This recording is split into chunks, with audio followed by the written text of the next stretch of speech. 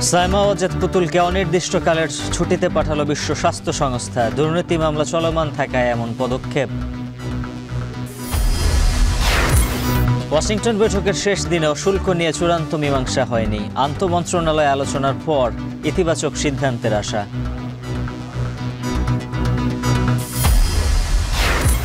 মিটফোর্ডে ব্যবসায়ী হত্যার ঘটনায় আরও একজন গ্রেপ্তার। দুজন বিভিন্ন মেয়াদের রিমান্ডে। বিএনপির অঙ্গ সংগঠনের 4 জন আজীবন বহিষ্কার। জুলাই হত্যাকাণ্ডের বিচারের ধীর গতিতে হতাশ শহীদ স্বজনরা। উদ্দেশ্য প্রণোদিত মামলায় দীর্ঘায়িত হচ্ছে তদন্ত, বলছেন সংশ্লিষ্টরা। ফেনীর ফুলগাজী পরশুরামে নামছে পানি, ফুটে উঠছে ক্ষত। ভাঙা বাঁধ মেরামত না হওয়ায় সদর সহ 3 উপজেলায় এখনো ঢুকছে পানি।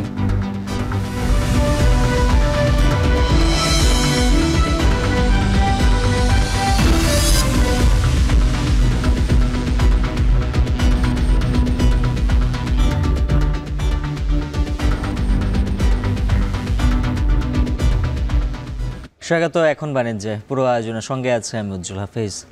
বিশ্ব স্বাস্থ্য সংস্থার দক্ষিণ পূর্ব এশিয়া অঞ্চলের আঞ্চলিক পরিচালক ও শেখ হাসিনার মেয়ে সাইমা ওয়াজেদ পুতুলকে অনির্দিষ্টকালের জন্য বাধ্যতামূলক ছুটিতে পাঠানো হয়েছে। শুক্রবার থেকে সিদ্ধান্ত কার্যকর হয়েছে বলে কর্মীদের নিশ্চিত করেছেন সংস্থাটির মহাপরিচালক। পুতুলের বিরুদ্ধে দুর্নীতি দমন কমিশন দুদকের করা জালিয়াতি ও ক্ষমতার অপব্যবহারের অভিযোগে করা 2টি মামলা দায়ের 4 মাস পর এমন সিদ্ধান্ত নিল বিশ্ব স্বাস্থ্য সংস্থা। তার অনুপস্থিতিতে ভারপ্রাপ্ত হিসেবে 15 জুলাই থেকে দায়িত্ব পালন করবেন ডব্লিউএইচওর সহকারী মহাপরিচালক ডাক্তার ক্যাথরিনা বোহমে। 2024 সালের জানুয়ারিতে দায়িত্ব নেয়ার পর থেকেই মনোনয়ন প্রক্রিয়া নিয়ে বিতর্ক ছিল। অভিযোগ রয়েছে তৎকালীন প্রধানমন্ত্রী শেখ হাসিনার প্রভাব খাটিয়ে তাকে ওই পদে বসিয়েছিলেন। দুদকের মামলার অভিযোগপত্র অনুযায়ী পুতুল তার শিক্ষাগত যোগ্যতা নিয়ে ভুয়া তথ্য দিয়েছেন। এছাড়া সূচনা ফাউন্ডেশনের জন্য বিভিন্ন ব্যাংক থেকে প্রায় $2.8 মিলিয়ন সংগ্রহে ক্ষমতা এবং প্রভাবেরও অপব্যবহার করার অভিযোগও রয়েছে পুতুলের বিরুদ্ধে। এসব অভিযোগে বাংলাদেশে তার বিরুদ্ধে গ্রেপ্তারি পরোয়ানা জারি করায় দক্ষিণ পূর্ব এশিয়ার দেশগুলোতে সফর করতে পারছিলেন না পুতুল।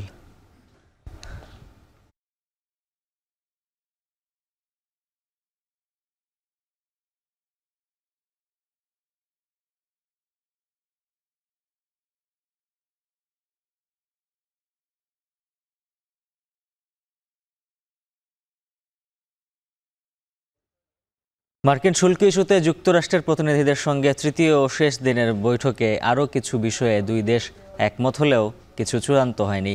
তবে এখনও বেশ কিছু বিষয় অমীমাংসিত থাকায় নিজেদের মধ্যে আন্তঃমন্ত্রণালয়ে আলোচনার সিদ্ধান্ত নেওয়া হয়েছে। এরপর আবারও বৈঠক করবেন দুই দেশের প্রতিনিধিরা। এই আলোচনা ভার্চুয়ালি বা সামনাসামনিও হতে পারে বলে জানা গেছে। দ্রুত এই আলোচনার তারিখও প্রকাশ করা হবে। 3 দিনের আলোচনার প্রেক্ষিতে বাণিজ্য উপদেষ্টা শেখ বশির উদ্দিন ও নিরাপত্তা উপদেষ্টা খলিলুর রহমান আশা করেন নির্ধারিত সময়ের মধ্যে একটি ইতিবাচক অবস্থানে পৌঁছানো সম্ভব হবে। এই বৈঠকে বাংলাদেশের প্রতিনিধিত্ব করেছেন বাণিজ্য উপদেষ্টা, আর ভার্চুয়ালি অংশ নিয়েছেন জাতীয় নিরাপত্তা উপদেষ্টা এবং প্রধান উপদেষ্টার বিশেষ সহকারী। আর 3 দিনের এই আলোচনায় পুরো বিষয়টি সমন্বয় করেছে ওয়াশিংটন ডিসির বাংলাদেশ দূতাবাস।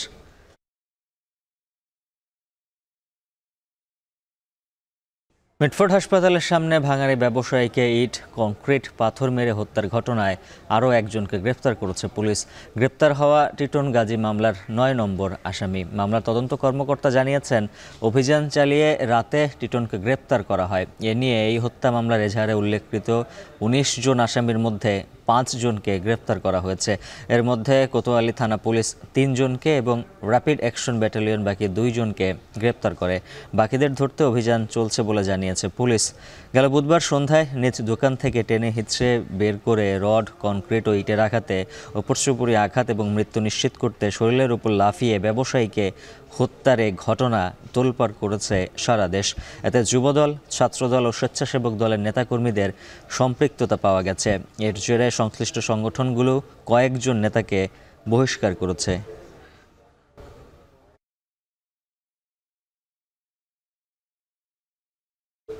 ব্যবসায়ী হত্যা নিয়ে আরও জানাতে এই মুহূর্তে রাজধানীর সদরঘাটে কোতোয়ালি থানা থেকে যুক্ত আছেন সহকর্মী আজহার লিমন।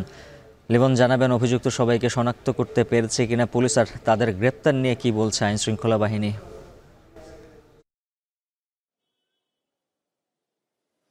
উজ্জ্বল, আমি কিছুক্ষণ আগে এই মামলার যিনি তদন্তকারী কর্মকর্তা উনি একই সঙ্গে এই থানার ওসি তদন্ত, তো ওনার সঙ্গে আমি কথা বললাম।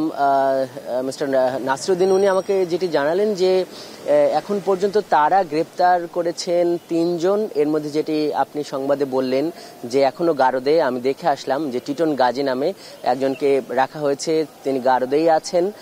তাকে হয়তো আজকেই আদালতে তোলা হবে। আর বাকি 2 জন আসামি কিন্তু রিমান্ডে আছেন। তারা কিন্তু একজন আছেন যে এই মামলার যিনি প্রধান আসামি মাহমুদুল হাসান মাহিন, তিনি আছেন, এবং আরেকজন যে 15 নম্বর যিনি আসামি সেটা হলো যে রবিন, তারা কিন্তু রিমান্ডে আছেন। এবং এই তদন্তকারী কর্মকর্তা আমাকে এটি বলেছেন যে বাকি যে আসামি 2 জন যাদের গ্রেপ্তার করা হয়েছে তারা র্যাবের হেফাজতে আছে। র্যাব এখনো তাদেরকে বুঝিয়ে দেয়নি সেই আসামিদের।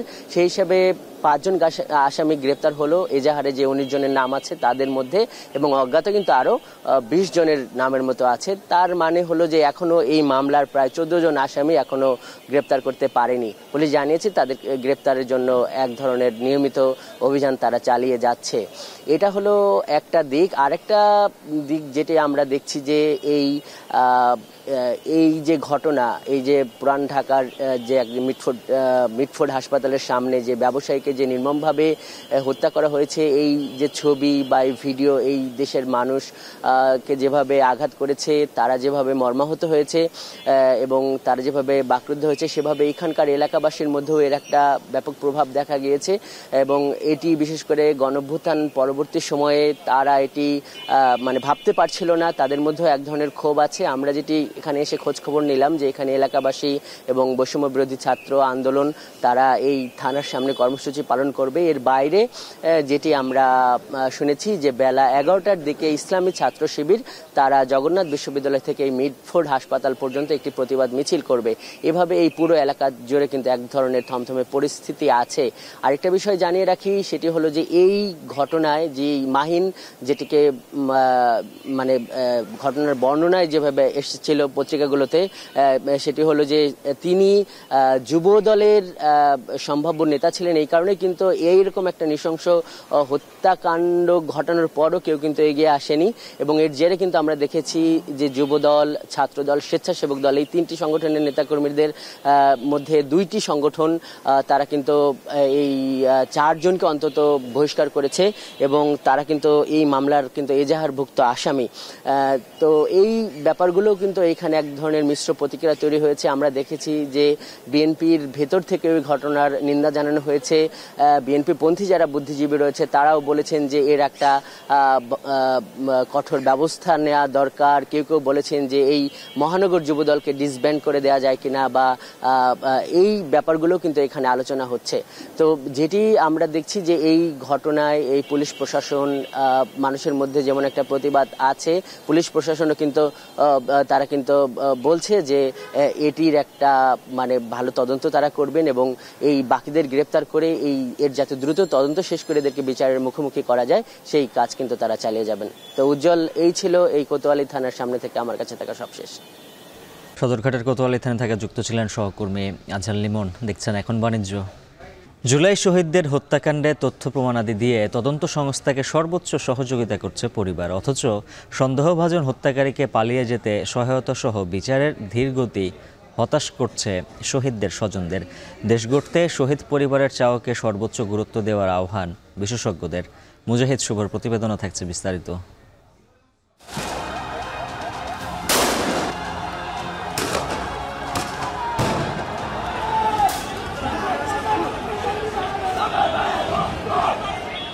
মৃত্যুর খানিক আগেই আহতদের ধরে ধরে সেবা দেবার জন্য পেরেশান ছিল শহীদ মীর মুগ্ধ।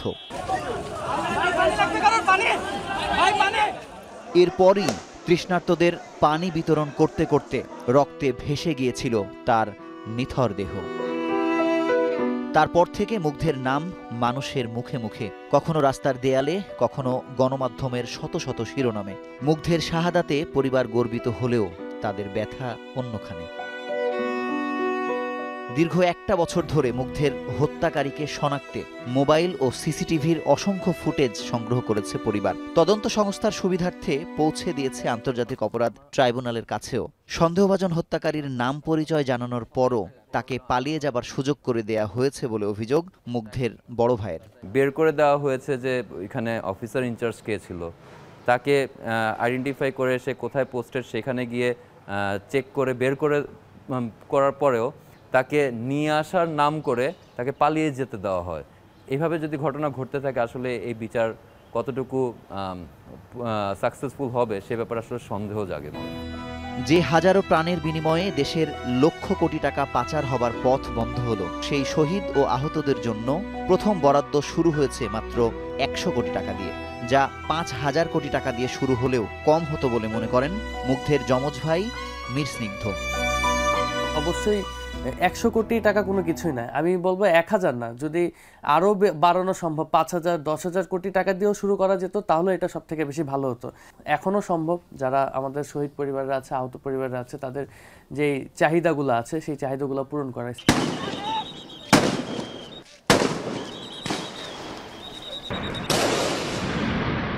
এদিকে চানখারপুল হত্যাকাণ্ডের অভিযোগপত্র বলছে 5 আগস্ট কনস্টেবল ইমনের গুলিতে প্রাণ ঝরে 16 বছরের আনাসের। সেই ঘটনার পর মানুষের দ্বারে দ্বারে দিনের পর দিন ভিডিও ফুটেজ ভিক্ষা চেয়েছেন বলে জানিয়েছেন আনাসের মা। মানুষ ভিক্ষা করে না যে আমাকে দেন, আমি এরকম বলছি যে আমার ছেলে নিচে পড়েছিল, আপনারা কি কেউ একটা ছবি তুলছেন, কেউ একটা ভিডিও করছে, এরকম করে করে মনে করেন আমি ভিডিওগুলো কালেক্ট করছি, আল্লাহ মিলাই দিচ্ছে সবাই। আন্দোলনে যাওয়ার উদ্দেশ্য ছিল দেশটা যেন ভালো থাকে, স্বৈরাচার মুক্ত একটা ন্যায়পরায়ণ ইনসাফ ভিত্তিক রাষ্ট্র হোক। তো আমি সর্বোপরি ওই দেশটাকেই চাই। যে কজন শহীদের হত্যার বিচার ইতোমধ্যে শুরু হয়েছে তাদের মধ্যে আনাসের নাম থাকলেও মায়ের যন্ত্রণা অন্যখানে। চিঠিতে নতুন করে বাংলাদেশ বিনির্মাণের যে স্বপ্নের কথা লিখে গিয়েছিল আনাস, সেখান থেকে যোজন যোজন দূরে দেশের রাজনীতিবিদরা। তবে কি বৃথা গেল আনাসের আত্মত্যাগ? প্রবীণ রাজনীতিবিদ যারা আছেন তারা এই যে তাদের চাওয়াটাকে, শহীদদের চাওয়াটা তারা কিন্তু প্রতিফলন তাদের কর্মকাণ্ডে, কথাবার্তায়, তাদের আচার আচরণে আমরা কিছুই দেখতে পাইতেছি না। শুধু ক্ষমতা, শুধু ক্ষমতা, শুধু ক্ষমতা। শহীদ ও আহতদের নিয়ে অন্তর্বর্তী সরকারের অস্পষ্ট পরিকল্পনায় অস্বস্তির শেষ নেই। শহীদ পরিবারের চাওয়ার আলোকেই নতুন বাংলাদেশ নির্মাণে হাত দেওয়া উচিত বলে মনে করেন রাজনৈতিক বিশ্লেষক ডক্টর মির্জা গালিব। যারা শহীদ হলো, যারা আহত হয়েছে, তারা তো এই গণ অভ্যুত্থানের সবচেয়ে বড় স্টেক হোল্ডার। সরকার একটা খুব ভালো উদ্যোগ গ্রহণ করতে পারে, তারা তো ঐক্যমত্য কমিশন করতেছে, তারা প্রত্যেক রাজনৈতিক দলকে ইনভাইট করে শহীদদের কথা শোনাইতে পারে, তাদের ফ্যামিলির কথা শোনাইতে পারে, যে লেট মিট দেম। তাদেরকে আমরা শুনি তাদের কাছ থেকে যে তারা কেন জুলাই গণ অভ্যুত্থানে গেছিল, তাদের গল্প কী, তাদের চাওয়া কী ছিল, তাদের এক্সপেকটেশন কী ছিল। শহীদ আনাসের নামে নামকরণ করা এই সড়কে প্রতিদিন হাঁটছেন শহীদ আনাসের ছোট ভাই এবং তার নানা। এই সড়কের পাশের দেয়ালে লেখা হয়েছে তার সেই বিখ্যাত চিঠিটি, পাঠ্যপুস্তকের নামও উঠেছে। কিন্তু তাদের আফসোসের জায়গা হচ্ছে কেন এক বছরেও মাত্র 17 জন শহীদের হত্যার বিচার কার্য কেবল শুরু হয়েছে। যতক্ষণ পর্যন্ত সকল শহীদের হত্যার বিচার কাজ শুরু না হবে ততক্ষণ পর্যন্ত বাংলাদেশ সঠিক পথে হাঁটতে পারবে না, এমনটাই বিশ্বাস করে শহীদ আনাসের পরিবার। মুজাহিদ শুভ, এখন ঢাকা। জুলাই অভ্যুত্থানে হামলা, গোলাগুলি ও খুনের ঘটনায় গত 1 বছরে চট্টগ্রাম নগরীর 8 থানায় 7টি মামলা হয়েছে। তবে ভুক্তভোগী পরিবারের ও আইনজীবীদের অভিযোগ, কোনো মামলার তদন্তে নেই কাঙ্ক্ষিত অগ্রগতি। সংশ্লিষ্টরা বলছেন, জুলাই আন্দোলনকে ব্যবহার করে নগরীতে অনেক উদ্দেশ্য প্রণোদিত মামলার কারণে দীর্ঘায়িত হচ্ছে তদন্ত। শোয়েব রহমানের প্রতিবেদন।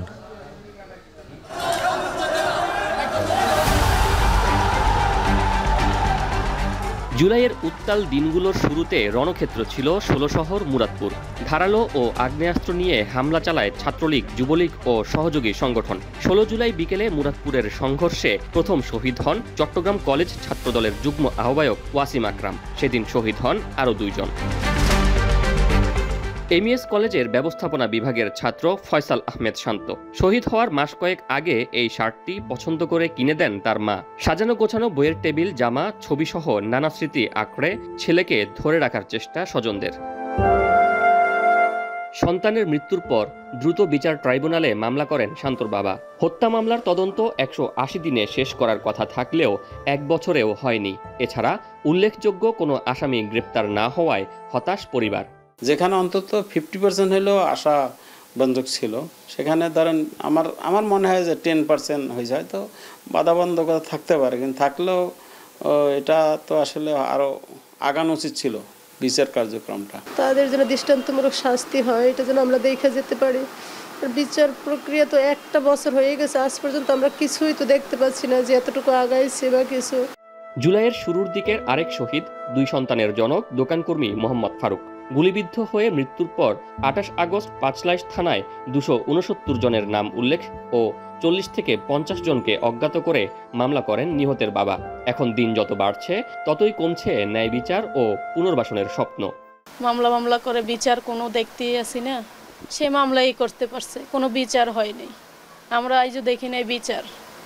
আমার ছেলে মেয়েগুলোর এতিম করে ফেললো, তো যে এতিম করছে তার বিচার যেমন প্রাপ্যভাবেই হয়। গণ অভ্যুত্থান ঘিরে নগরীর 8 থানায় হত্যা চেষ্টা, অস্ত্রসহ বিভিন্ন ধারায় প্রায় 60টি মামলা হয়েছে। প্রায় 1 বছর হতে চললেও তদন্তে কাঙ্ক্ষিত অগ্রগতি নেই বলছেন আইনজীবীরা।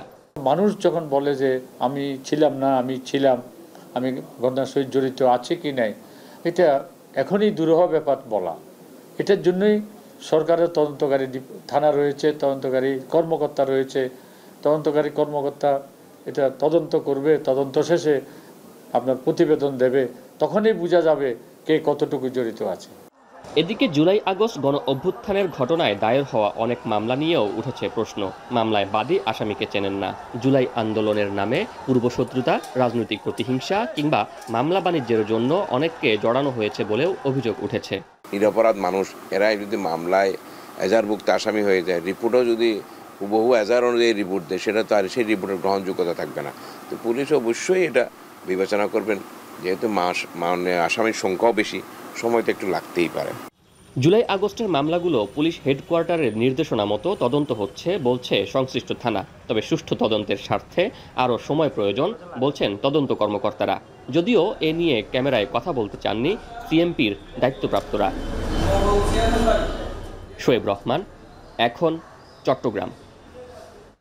মালয়েশিয়ায় সম্প্রতি আটক কয়েকজন বাংলাদেশের বিরুদ্ধে সন্ত্রাসবাদ সংশ্লিষ্ট অভিযোগের বিষয়ে যৌথভাবে তদন্তে সম্মত হয়েছে ঢাকা ও কুয়ালালামপুর। শুক্রবার কুয়ালালামপুরে আসিয়ান রিজিওনাল ফোরামে পররাষ্ট্রমন্ত্রী পর্যায়ের বৈঠকের ফাঁকে মালয়েশিয়ার পররাষ্ট্রমন্ত্রীর সঙ্গে বৈঠকে এ আগ্রহ প্রকাশ করেন বাংলাদেশের পররাষ্ট্র উপদেষ্টা তৌহিদ হোসেন। মালয়েশিয়ার পররাষ্ট্রমন্ত্রী আশ্বাস দিয়েছেন, বাংলাদেশের তদন্তে সর্বাত্মক সহায়তা ও তথ্য আদান প্রদানে প্রস্তুত রয়েছে মালয়েশিয়া। এর আগে যুক্তরাজ্য, নিউজিল্যান্ড, দক্ষিণ কোরিয়া ও শ্রীলঙ্কার পররাষ্ট্রমন্ত্রীদের সঙ্গেও বৈঠক করেন পররাষ্ট্র উপদেষ্টা তৌহিদ হোসেন। আলোচনায় গুরুত্ব পায় রোহিঙ্গা সংকট, বাংলাদেশের চলমান সংস্কার এবং এলডিসি পরবর্তী সহযোগিতার বিষয়।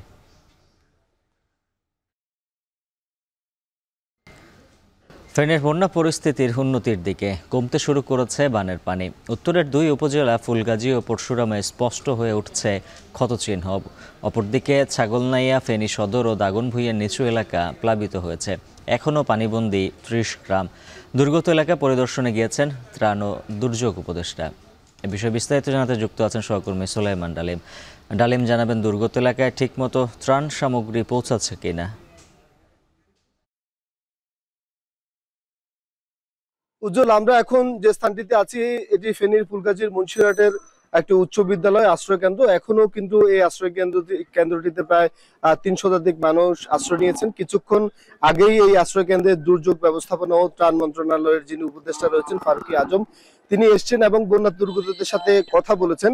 বন্যা দুর্গতরা উপদেষ্টাকে পেয়ে কিন্তু খুব জেনেছেন, যথেষ্ট পরিমাণে ত্রাণ না পাওয়া এবং সহায়তা না পাওয়ার যে তাদের যে ক্ষোভ, সেটি তারা উপদেষ্টাকে জানিয়েছেন। উপদেষ্টা যেটি জানিয়েছেন যে ফেনীর ফুলগাজী, পরশুরাম, ছাগলনাইয়া এবং মুহুরী কহুয়া সিলোনিয়া নদীর যে 122 কিলোমিটারের যে নদী তীররক্ষা বাঁধ রয়েছে, সেই বাঁধের বিভিন্ন স্থানে ভাঙনের কারণে কিন্তু প্রতি বছরই ফেনীতে বন্যার সৃষ্টি হয়।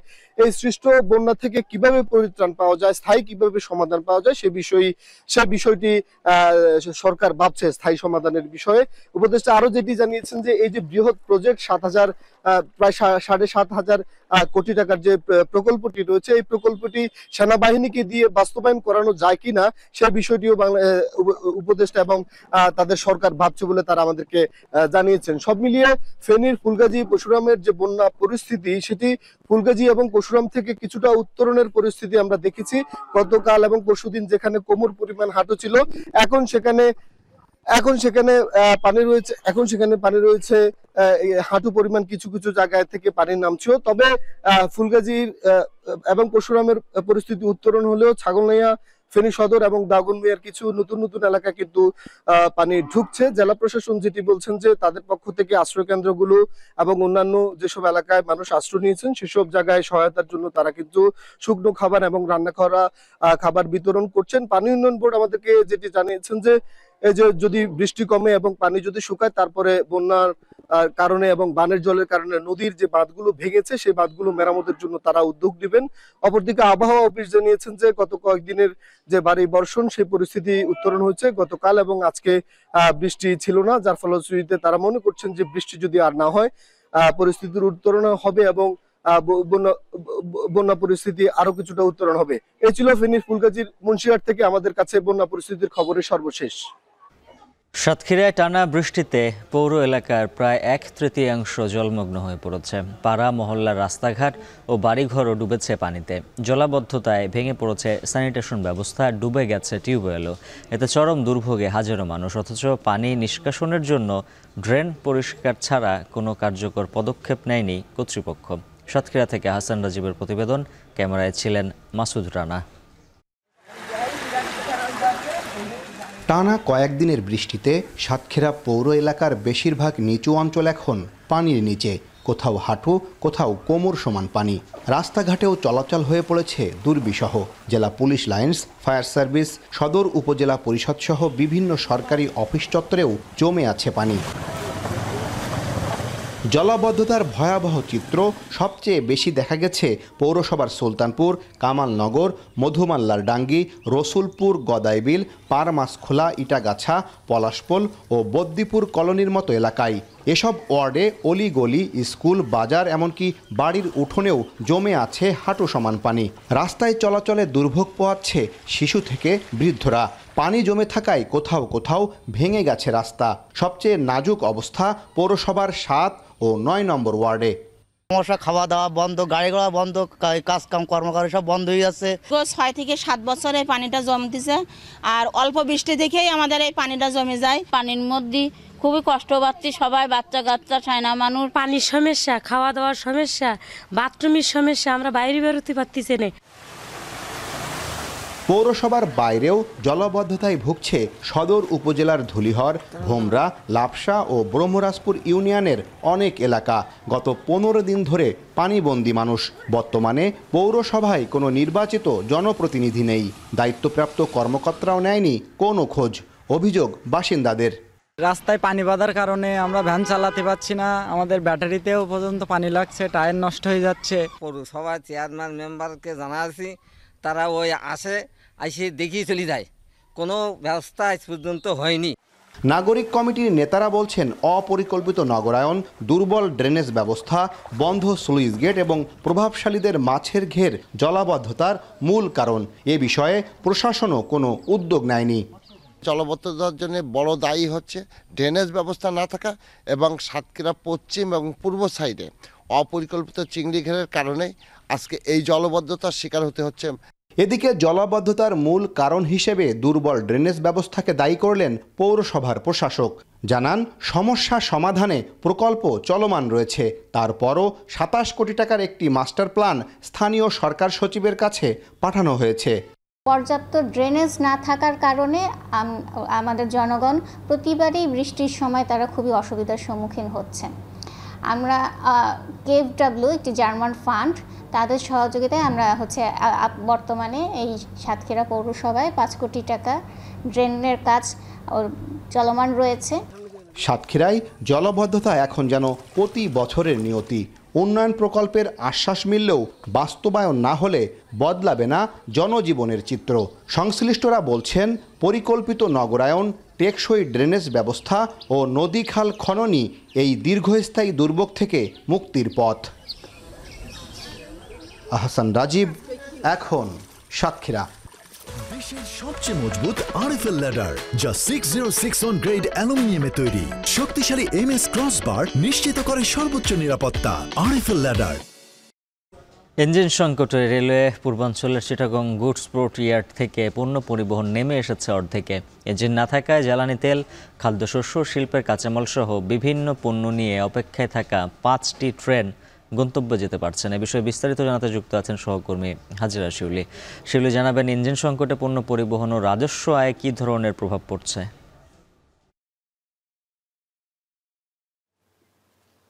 উজ্জ্বল, আগে যেখানে প্রতিদিন গড়ে চিটাগং গুডস পোর্ট ইয়ার্ড থেকে 10 থেকে 12টি ট্রেন যেত বিভিন্ন গন্তব্যে খাদ্যশস্য, জ্বালানি তেল, বাণিজ্যিক পণ্য, শিল্পের কাঁচামাল নিয়ে, এখন কিন্তু ইঞ্জিন কম থাকার কারণে প্রতিদিন গড়ে মাত্র 2 থেকে 3টি বা কখনো 4টি ট্রেন যাচ্ছে। অর্থাৎ তারা তাদের সক্ষমতার প্রায় এক ভাগ মাত্র ব্যবহার করতে পারছে বা 1/3 নেমে এসেছে।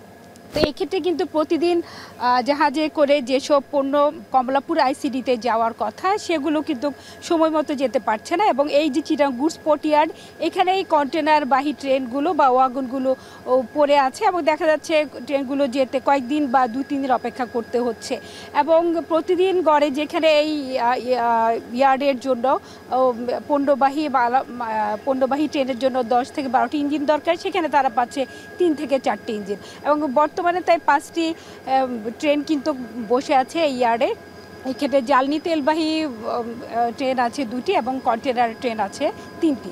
এবং গতকাল রাত থেকে সকাল পর্যন্ত মোট 2টি ট্রেন গন্তব্য গেছে, 2টি কন্টেনার ট্রেন গেছে এবং আরেকটি ট্রেন যাওয়ার কথা রয়েছে এবং আরেকটি তেলের ওয়াগন যে যাওয়ার কথা রয়েছে। তো এক্ষেত্রে আসলে কিন্তু বিপিসির জ্বালানি তেলও পরিবহন করা হয় রেলপথে এবং রেলপথে পণ্য পরিবহনের খরচ কিন্তু অনেক কম এবং কোনো যানজট বা ঝুঁকি ঝামেলা নেই।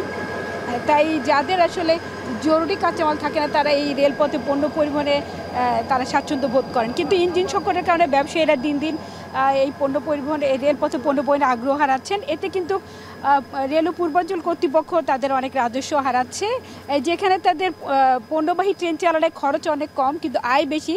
কিন্তু যেহেতু যাত্রীবাহী ট্রেনকে বেশি অগ্রাধিকার দেওয়া হয় তাই তারা কিন্তু তাদের আয়ও কমে গেছে। গড়ে যেখানে বছরে 150 থেকে 160 থেকে 70 কোটি টাকা আয় হতো, এখন কিন্তু সেই আয় দিন দিন কমছে। তো আসলে দ্রুত কিন্তু ইঞ্জিনের সংকট দূর করা দরকার, না হলে কিন্তু পণ্যবাহী ট্রেনের পাশাপাশি কিন্তু যাত্রীবাহী ট্রেন চলাচলও ব্যাহত হয় বা রেলের যে পরিকল্পনা যে নতুন নতুন রুট চালু করে সেগুলোও কিন্তু চালু করা যাচ্ছে না। তো উজ্জ্বল, এই ছিল আমার কাছে এখনকার চিটাগং গুডস পোর্ট ইয়ার্ড থেকে পণ্য পরিবহন বা ইঞ্জিন সংকট যে প্রভাব তার সবশেষ। যুক্ত ছিলেন সহকর্মী হাজিরা শিউলি। বিরতির পর ফিরছি, সঙ্গেই থাকুন।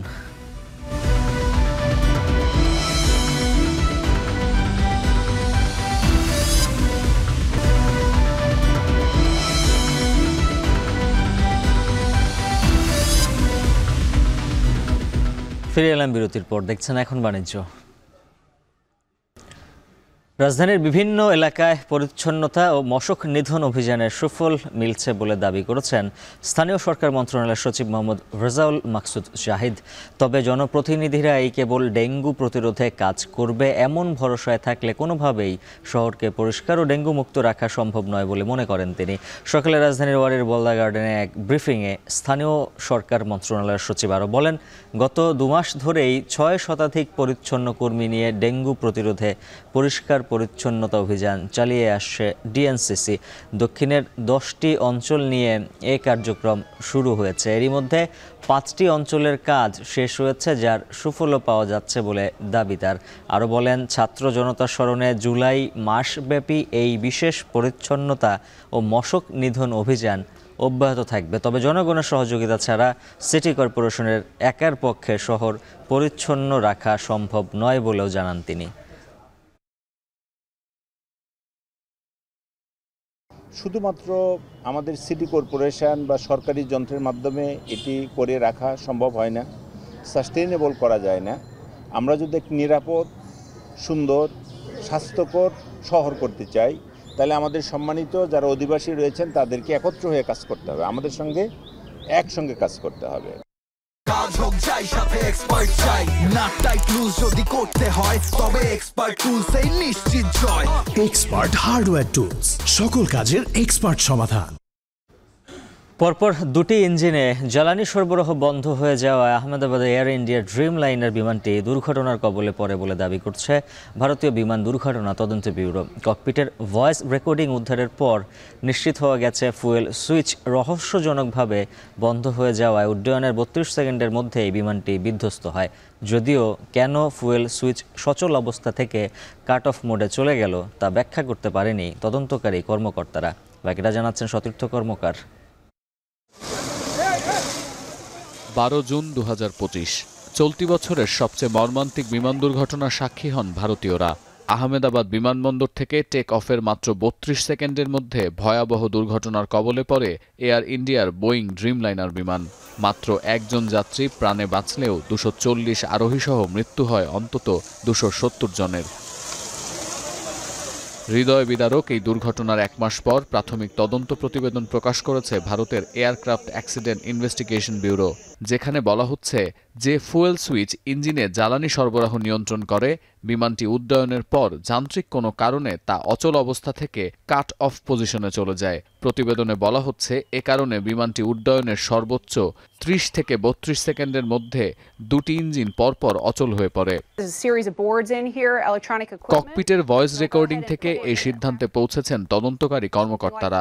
রেকর্ডেড অডিওতে শোনা যায় পাইলট তার সহকারীকে প্রশ্ন করছেন কেন ফুয়েল সুইচ কাট অফ বা বন্ধ করা হলো। এখন প্রশ্ন উঠছে কি কারণে জ্বালানি সরবরাহ নিয়ন্ত্রণকারী এই সুইচ সচল অবস্থা থেকে অচল অবস্থায় চলে গেল। যান্ত্রিক এই গোলযোগের সঙ্গে এয়ার ইন্ডিয়া বা বোয়িংয়ের সম্পৃক্ততাই বা কতখানি। এ বিষয়ে প্রাথমিক তদন্ত প্রতিবেদনে বলা হচ্ছে দুটি ইঞ্জিনে পরপর জ্বালানি সরবরাহ বন্ধ হলে সহকারী পাইলট চেষ্টা করেও তা সচল করতে পারেননি, যদিও আধ মিনিটের বেশি সময় পাননি তিনি।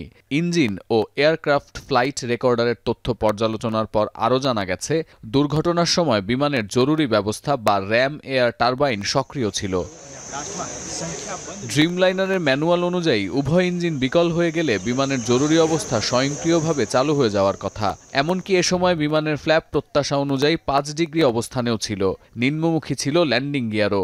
তাই ধরে নেওয়া যায় এই ফুয়েল সুইচটি অচল অবস্থায় সরে যাওয়া বিমান দুর্ঘটনার দৃশ্যমান কারণ।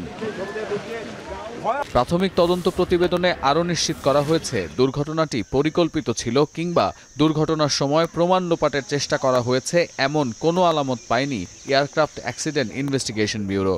এছাড়াও মেলেনি পাখির সঙ্গে ধাক্কা খেয়ে দুর্ঘটনার প্রমাণও। সতীর্থ কর্মকার, এখন বিশ্ব। সশস্ত্র সংগঠন হিজবুল্লাহ ইসরায়েলের সঙ্গে সংঘাতের কারণে বিপর্যস্ত অর্থনীতিকে চাঙা করতে লেবাননের পর্যটক প্রিয় এলাকাগুলোতে বিনিয়োগ করছেন স্থানীয়রা। বিশেষ করে যুদ্ধের কারণে ক্ষতিগ্রস্ত ইউনেস্কো স্বীকৃত বন্দরনগরী টায়ারের 30টি পর্যটন স্পটে শুরু হয়েছে সংস্কার কাজ। আরও জানাচ্ছেন সতীর্থ কর্মকার। প্রাচীনতম সংস্কৃতির নিদর্শন বিশ্বের যেসব প্রান্তে ছড়িয়ে আছে তার মধ্যে অন্যতম লেবানন। ভূমধ্যসাগরীয় অববাহিকা এবং আরব পশ্চিমাঞ্চলের সংযোগস্থলে অবস্থিত পশ্চিম এশিয়ার দ্বিতীয় ক্ষুদ্রতম এই দেশে ধর্মীয় বৈচিত্র্যের সঙ্গে আছে সংস্কৃতির নিজস্ব পরিচয়ও। 2023-এর অক্টোবরে ফিলিস্তিনে ইসরায়েলের আগ্রাসনের প্রতিবাদে হামাসের হয়ে ছায়াযুদ্ধ শুরু করে লেবাননের সশস্ত্র সংগঠন হিজবুল্লাহ। গেল বছর 27 নভেম্বর ইসরায়েল ও হিজবুল্লাহর মধ্যে অস্ত্রবিরতি কার্যকর হলেও যুদ্ধের কারণে অর্থনৈতিক ক্ষতির মুখে পড়ে লেবানন, যার প্রভাব পড়েছে লেবাননের বন্দরনগরী টায়ারে। প্রাণবন্ত নগর, উপকূলের সৌন্দর্য আর প্রাচীন শহরের ধ্বংসাবশেষ মিলিয়ে একসময় যে নগর ছিল পর্যটকদের অন্যতম প্রিয় গন্তব্য, আজ সেই শহরের প্রায় 30টির বেশি স্থাপনা যুদ্ধের কারণে ক্ষতিগ্রস্ত। نعرف سور مدينة فيها مواقع أثرية عمرها آلاف السنين، فحتما هي مقصد. هلا تأثرنا طبعا بمرحلة الحرب وما بعد الحرب. শুধু পর্যটন স্থাপনা নয়, টায়ার শহরে এখনও অনেক ব্যবসা প্রতিষ্ঠান ও হোটেল আছে যা পুরোপুরি সচল নয়, চলছে মেরামতের কাজ। এছাড়া যুদ্ধের সময় যারা শহর ছেড়ে পালিয়েছিলেন তারাও ধীরে ধীরে ফিরে আসছেন নিজের ভিটেমাটিতে। وان شاء الله نحن بهالموسم متفائلين كثير كثير كثير من نسبه الاغتراب اللي عم تجي لعنا. يعني من الشمال من الجنوب ومن الغرب نحن كنا خط بدائره معينه كنا، والحمد لله رب العالمين كثير تصدع من المحل ضل شيء ازاز। তবে স্থানীয় হোটেল মালিক ও ব্যবসায়ীরা আশা করছেন জুলাইয়ের মাঝামাঝি থেকে আগস্টের শেষ পর্যন্ত বিশেষ এই দ্বীপটিতে ভ্রমণ করতে আসবেন পর্যটকরা, যদিও সংঘাতের আশঙ্কা ভাবাচ্ছে তাদের। গেল 13 জুন ইরান ইসরায়েল সংঘাতের কারণে অসংখ্য বিদেশি পর্যটকদের রিজার্ভেশন স্থগিত করতে হয়েছে তাদের। সতীর্থ কর্মকার, এখন বিশ্ব। নিচে আরও একটি বিরতি, সঙ্গেই থাকুন।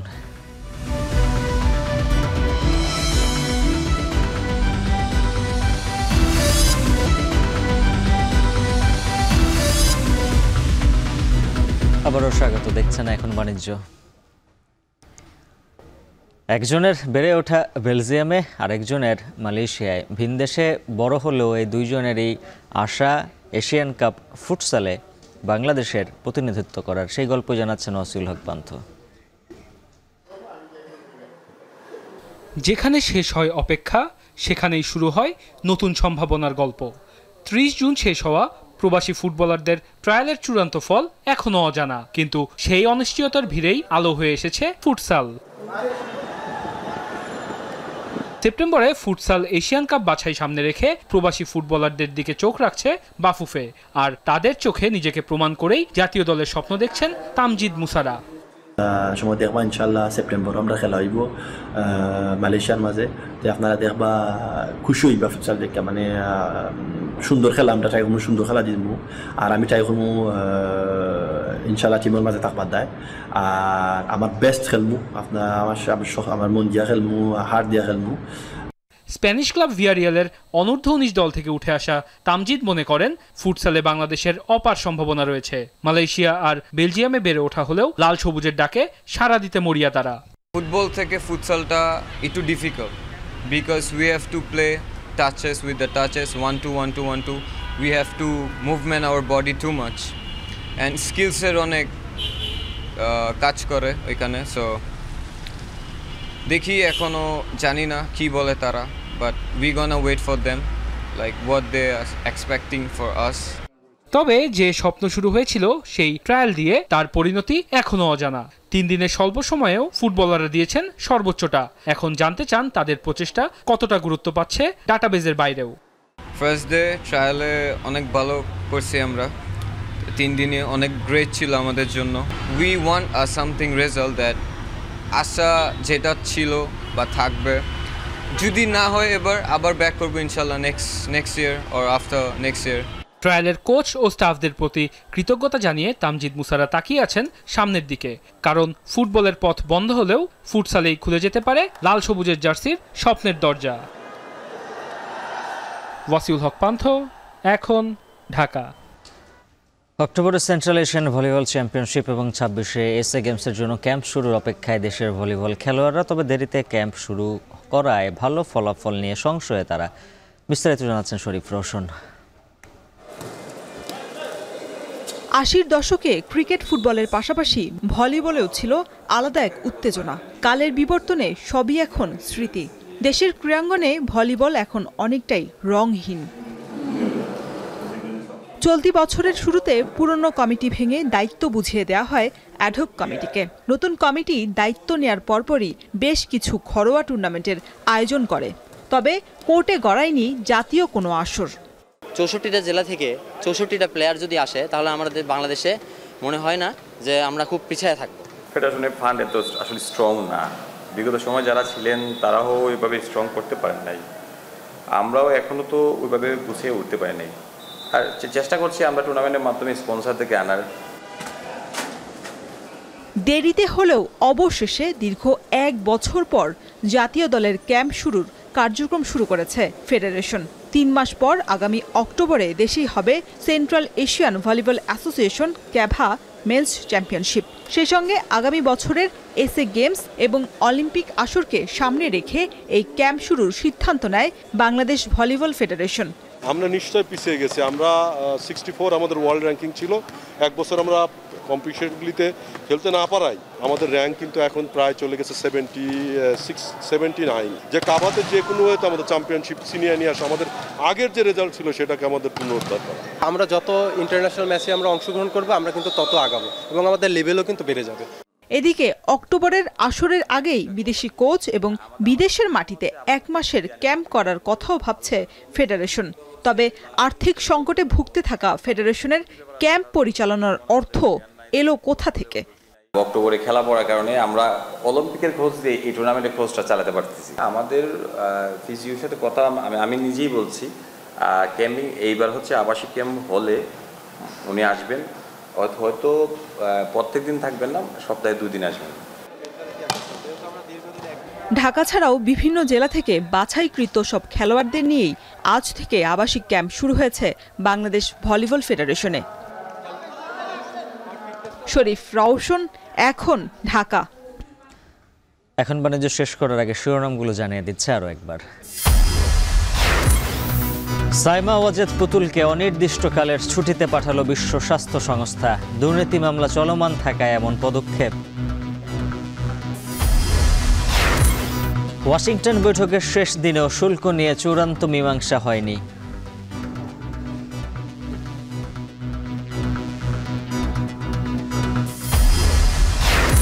মিটফোর্ডে ব্যবসায়ী হত্যা মামলা দ্রুত বিচার ট্রাইব্যুনালে হবে, জানালেন আইন উপদেষ্টা। এখন পর্যন্ত 5 জন গ্রেপ্তার।